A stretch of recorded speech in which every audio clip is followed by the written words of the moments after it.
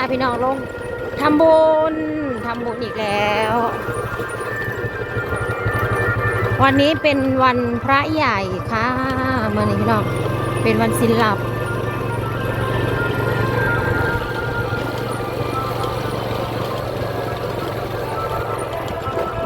อันนี้จะเป็นเส้นทางลงวัด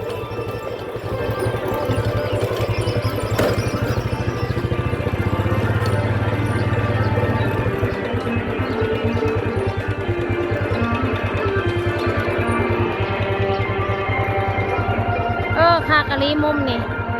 แม่วาอันตอนข้าเจ้าเทสาวสมนีไปลงมาถ่าย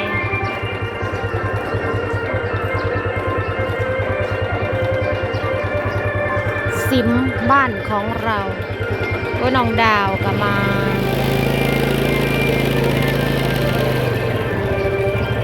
แต่ว่ามื้อหน้าก็ใส่แล้วพี่น้องเอ้ยแต่ว่ามื้อนี้นะคนจักสิไลหรือบ่เพราะว่าเขาใส่ไปหลายมื้อนะส้นนาวแล้วเนาะส้นน้องนาวแล้วเนาะ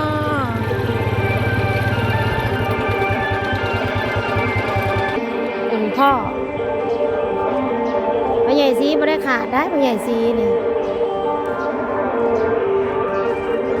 นางตาวันใส่ไม่ใหญ่ฮะเด้อ สวัสดีปาลุง ใส่ไม่ใหญ่เด้ไปขึ้นทางใดมาดังเพสบายดีจ้าพี่น้อง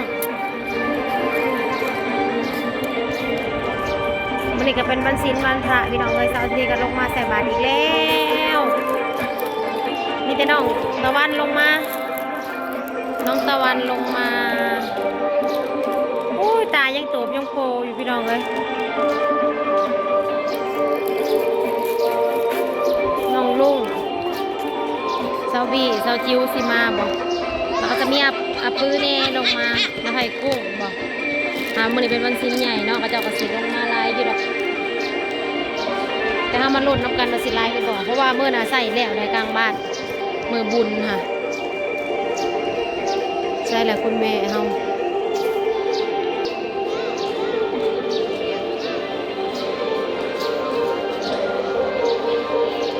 ย่างรอได้ลูกก็ยันมาอย่าไปไกลเด้อยันงูยันมา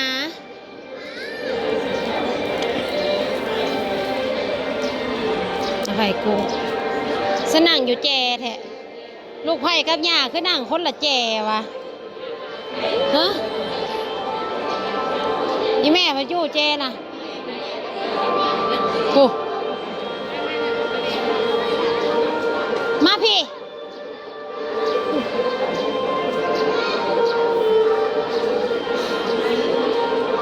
จะได้กับเจ้ากันย่างทางนั้นนะมาพี่แม่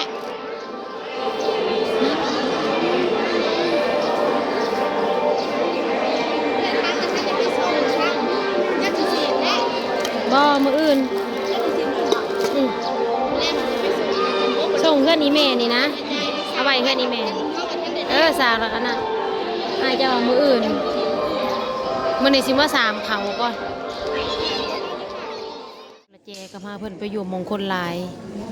ห้องเสี่ยวเพิ่นอยู่หันเด้ยายตั้งแล้วเจ็บทองอยู่ค่ะ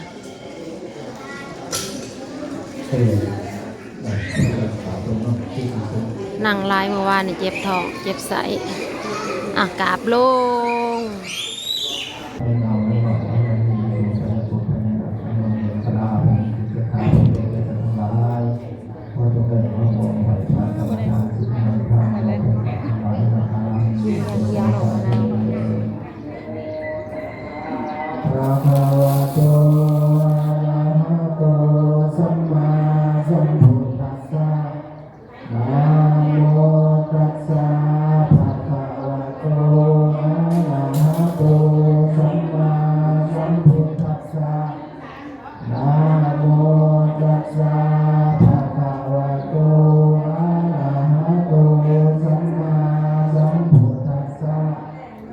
เยมินาสกาลิ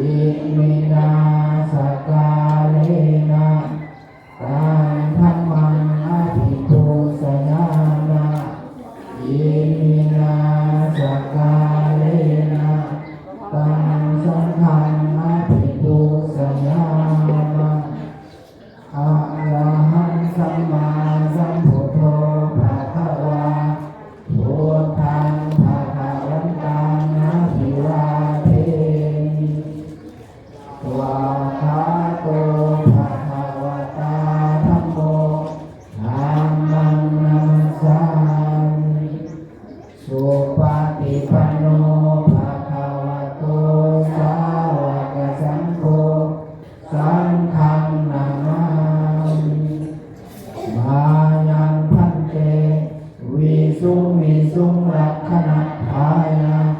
วิสรเนนะสหปัญจศีลานิยาจามะทุติยัมปิมายังพันเตวิสุงรักขณทายาวิสรเนนะสหปัญจศีลานิยาจามะตาติยัมปิมายังพันเตวิสุงรักขณทายาวิสรเนนะสหปัญจศีลานิยาจามะ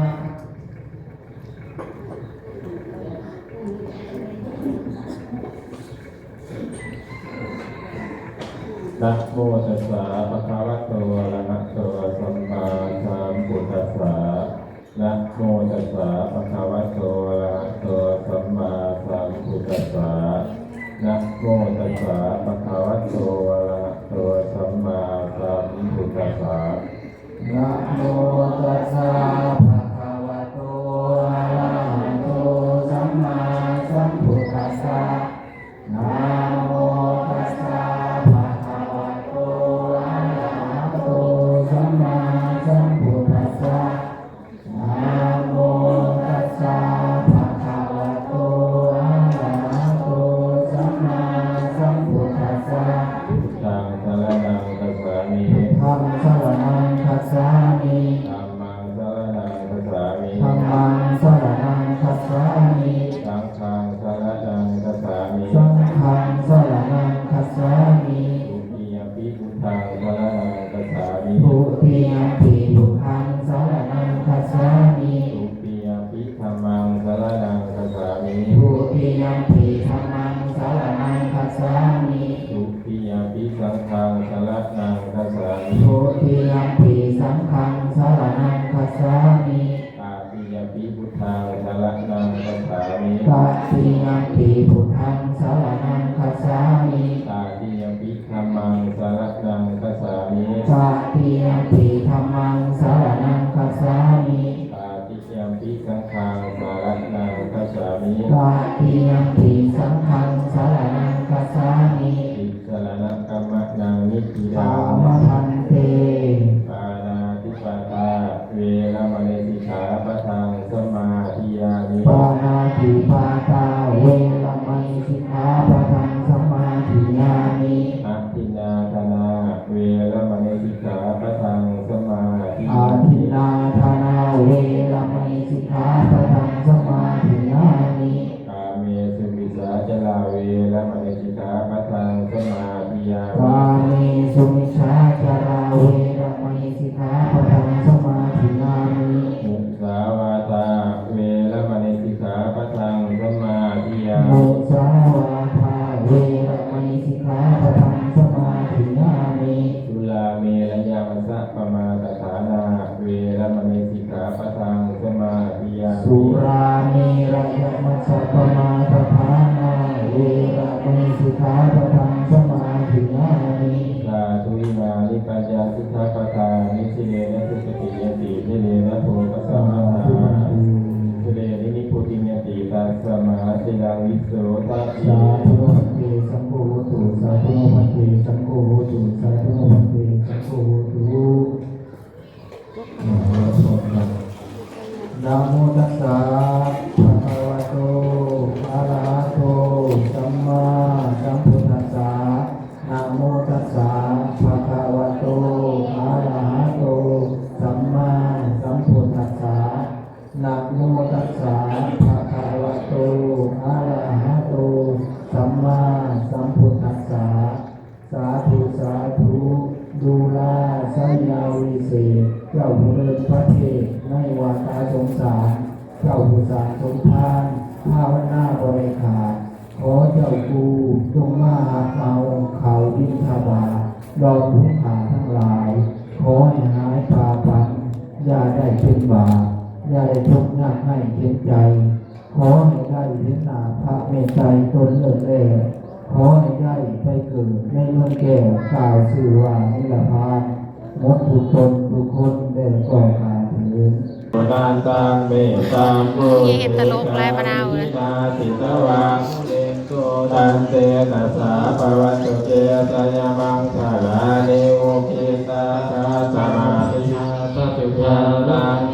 สาวันติโยสันปะทังปุริมาลาวันตังอิสิปิสังคตามโนจิตวามุเดนโตตันเตตัสสะภะวันตุเตสยามังคาลานิกัตตวาลกาตโมตลังยิวังคปีนิยาติจายาสุภกาสนากายังสนากายมาเสตันเสนาโสมาวิธิดาสิตวามุเดนโตตันเตตัสสะภะวันตุเตสยามังคาลานิสัจจังวิยายามาติ เซาจิวเซาบีบ่ได้ลงมาจากคนบ่นี่ สุวาทาปิราปิตมานัง แต่มีควรมาผู้เดียว ผู้ตังปัญญาปาเตปัสสาริโกทิตวามุเดนโตตันเตตัสสะภะวันตุเตสยามังคาลานินันโตปะนันตาพุทธกังวิภูตังมาหิ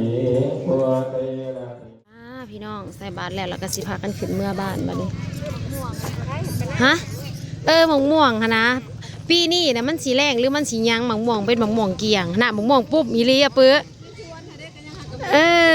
นี่นะก็เป็นแบบนี้แหละปะขึ้นเมื่อโอ้ยไม่ใหญ่แก้วมื้อนี้ลงมาใส่บาตรได้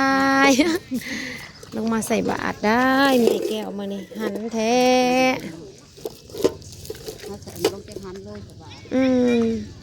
โถไปขี่รถน้ำเฮาขึ้นเมื่อไทยผู้อยู่ใกล้ๆรถซาเล้งครับ เขาจะไปจกมาใหม่น่ะ ฮะ ทิพเขากันทิพเดียวแต่ป๊อดอยู่ในเฮือน มันไปทางใดอีกเลยมีแต่เสียเรื่อยแต่ทิพเขากัน เฮือนอยู่นั่นอีนางเมื่อซ้อมทิพบ่เมื่อมีซ้อมทิพบ่ จักบ่ได้เบิ่ง กับบ้านกับเมื่อวานนี่แน่ 2-3ผู้นแหล้ว 2-3พ่อ โอเคพี่น้องทำบุญนำกันมาในช่วงนี้พาแต่ลงทำบุญติดกันเลย แม่นี่มาก ทำบุญแล้วก็จะขึ้นบัดนี้ขึ้นมือ